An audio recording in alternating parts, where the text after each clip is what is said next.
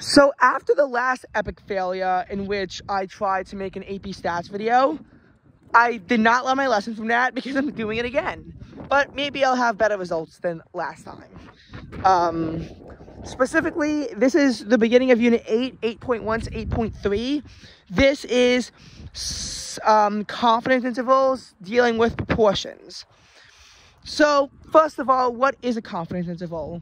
Well, a confidence interval is an interval of confidence. It's an interval of confidence. It shows how confident you are that a value lies between 2 points. You talk about confidence intervals a lot. A lot of times when you can't pin something down, you need to make a confidence interval.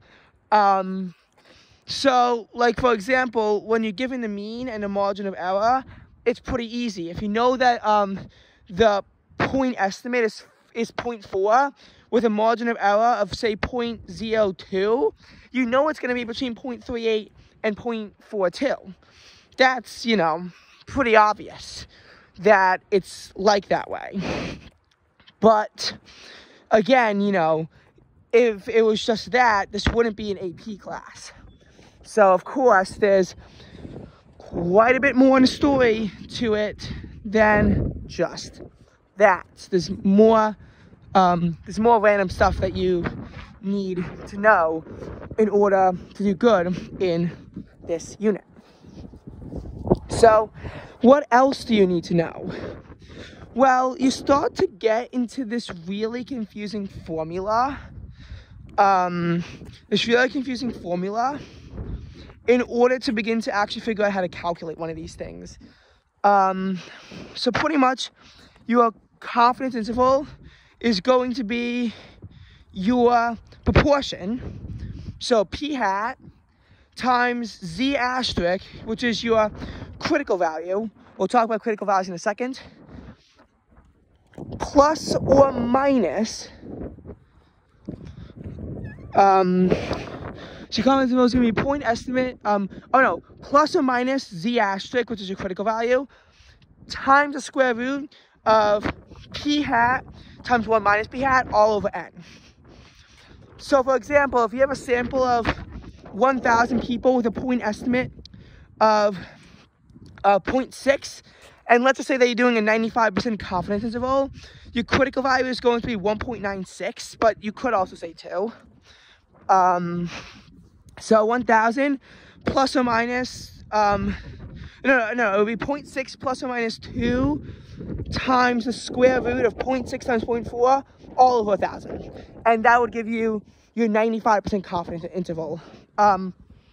Critical values, in order to get them, you'd have to type in inverse norm 1 minus X, X being your, the percent of people, X being like your, the number on your confidence interval over 2, and then the others you just leave 0 and 1 in your TI-84 calculator. So I'm actually going to show that to you right now. Because I feel like you should probably see how to do this, the inverse norm stuff. That's my scientific calculator for chemistry. Oh, by the way, just a quick tip in chemistry. You cannot use a graphing calculator in chemistry. Has to be scientific. For the chemistry regions, has to be scientific. No graphing calculators allowed. So, in any case. So if you go to inverse norm, like for a 98% confidence interval, you type this in. And in that 0.98, you just replace that with what your confidence interval is. But keep in mind it's not percent, so you have to like divide by 100, that kind of stuff. You know what to do. It's not hard at all. It's just very basic inverse norm. And you should have learned how to do that in Unit 3. But now the thing is that that's just the critical value. But you still have to show the calculations. Thankfully, though, your syntax, your sketch and your sentence about that is gone. You still have to write a statement at the end of it. Still have to write your statement of context. It's just that you don't have to write it for the inverse norm itself. So that's how you get about doing the calculation. So in this sense, there's 5 steps. You need to panic. First of all, you panic because this is a really scary question that you might get wrong. After you're done panicking about that, you actually need to follow through with the panic. P is you need to say your parameter of interest. So your parameter of interest is blah, blah, blah. I don't actually know what your parameter of interest is going to be. I don't even know what mine is going to have to be. But that is your parameter of interest. That is your parameter of interest. A, you need to make your assumptions. So it needs to be random. Although it's not stated that it's random, you could write sample not known to be random, proceed with caution. Independence means that your sample has to be less than 10% of the population. In most cases, you can assume this, because if they say something like, I don't know, 50 Hershey's Kisses, we can assume that there are more than 500 of them in the world. But in some cases, you can't make them. And then the normality condition. So NP hat has to be greater than or equal to 10, and N1 minus P hat has to be greater than or equal to 10.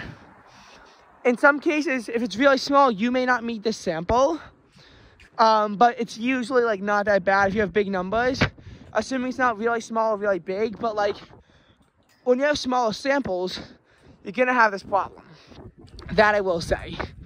But if it's not normal, can't exactly do anything with it. Because as we know, the central limit theorem, it only applies to means, not to proportions. Only applies to means. Oh my God, it's actually a warm February day. It's 51 degrees outside. It's kind of windy though, and it's gonna get colder.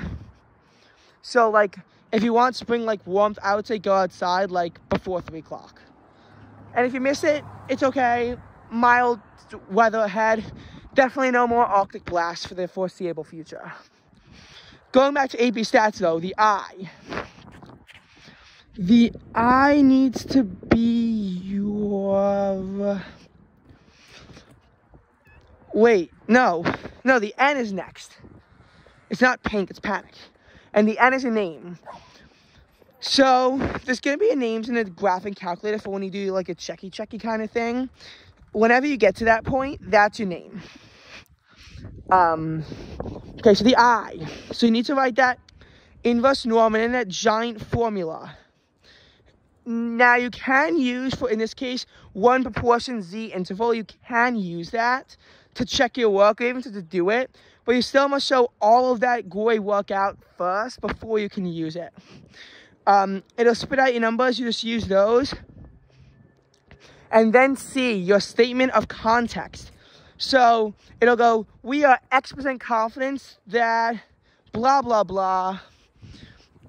We are X% confident that the true estimate lies between blah, blah, blah and blah, blah, blah. That's how it would end.